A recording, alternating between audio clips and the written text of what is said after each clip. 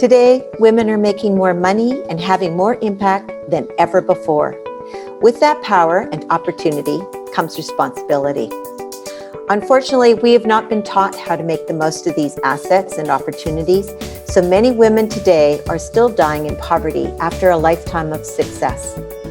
Lifestyle Architect is a series of training videos that cover everything related to investing, from the philosophical to the tactical. Each month, we pick a theme and then discuss the related investment vehicles, how to incorporate them into your investment portfolio, and the tips and techniques to get them working the hardest for you. Wealthy Wise Women is a community of independent women who are sharing a journey of discovery and growth toward financial freedom. The Lifestyle Architect recordings are based on Susan's experiences and learning, but we all have experiences and learning to share.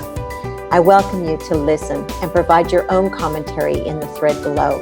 If you like what you hear, subscribe to our channel and see all the recordings in the Lifestyle Architect series.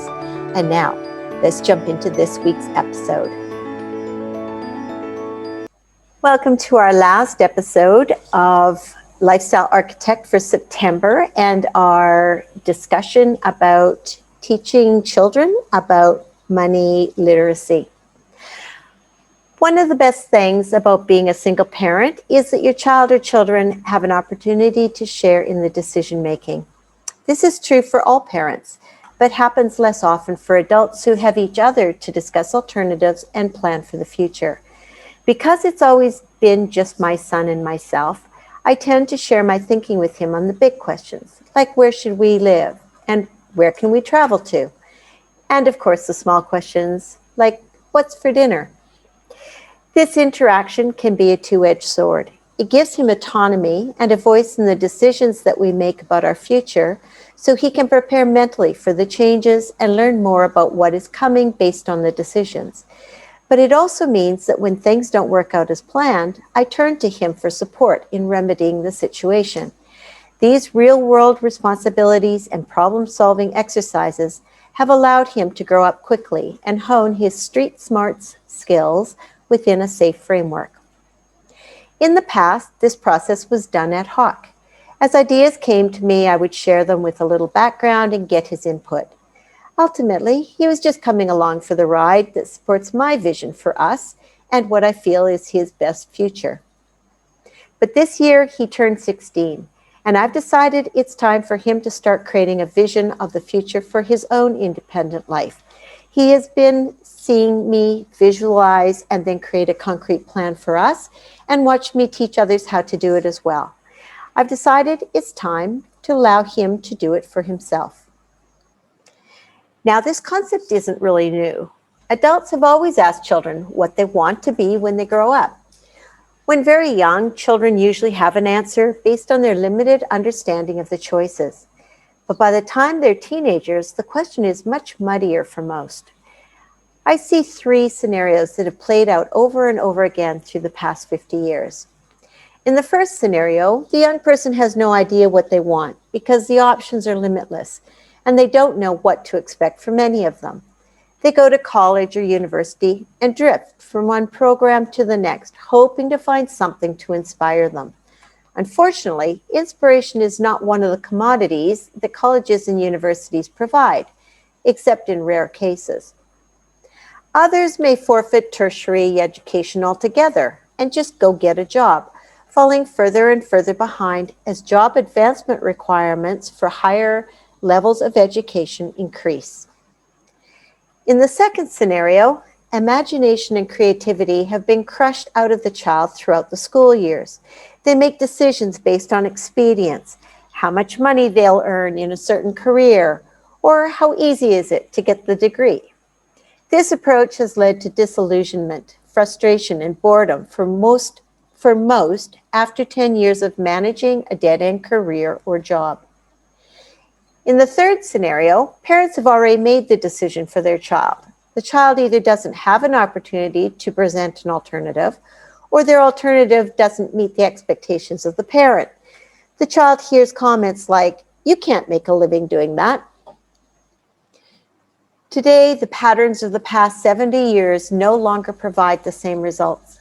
Young people are coming out of tertiary education with advanced degrees, but few prospects for a career, while others are starting businesses as teenagers and creating a life to fit their own expectations.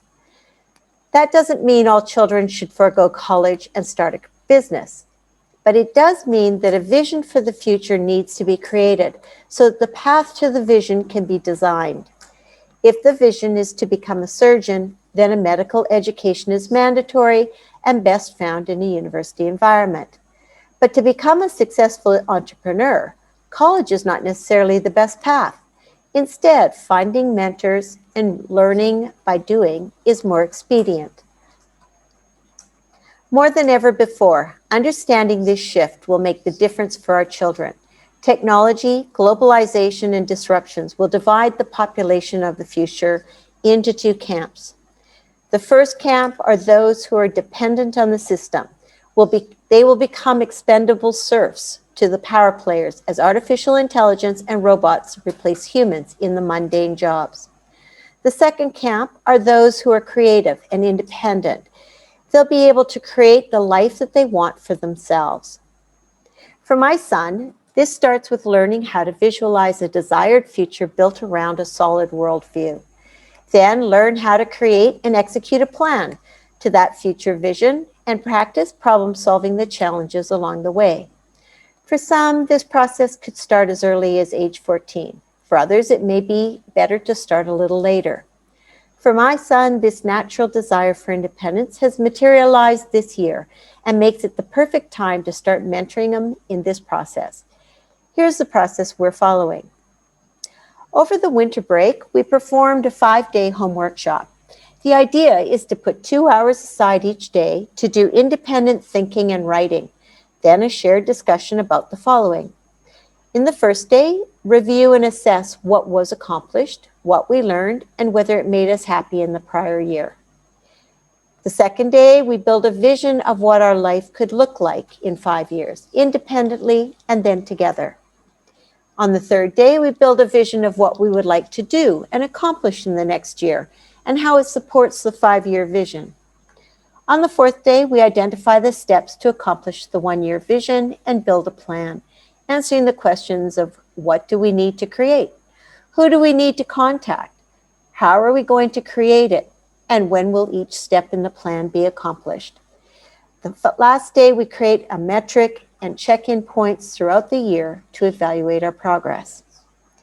With that in place, we spend 2 hours on a Sunday afternoon each month to review our progress for our individual goals as well as our shared goals. We discuss challenges and apply problem-solving techniques to overcome or redirect our activities to get back on track. The trick is to help my son practice problem-solving himself, not provide the solutions. I'm a fixer, so this is actually pretty difficult for me and remains one of my own personal goals from year to year. It is worth mentioning that your child can help you problem solve your challenges just as well as you can help them with theirs. Give them the opportunity to contribute, and you might find out exactly what has created your problem in the first place. On a quarterly basis, we will celebrate our progress. Since there's only the two of us, we alternate what that celebration looks like from quarter to quarter. It may be a weekend holiday somewhere, or a visit with a friend, or having a special dinner out, or maybe purchasing an upgrade to a favorite video game or a product that we want. The quarterly celebration is only held if the goals for the quarter were met. However, if the plan is solid and the effort is intentional, the quarterly celebration is never at risk. One tip: by keeping specific activities and products to be used only as celebratory treats, it creates experiences in delayed gratification and increases the perceived value of those activities. Both of these outcomes are valuable in creating a life of gratitude and happiness. All things in life are cyclical. When we create rituals and processes that provide cyclical patterns, we create stability in our life, even when the activities we're doing are challenging or risky. In the end, intentional living based on creating and executing a plan will give your child structures so that they can dream big and allow them to become anything that they want to be. If you're interested in more details about this model, type more into the chat and I'll follow up with a message to connect with you to discuss how you can implement a similar program for your family. Until next week and our new month, remember, the future is yours to create.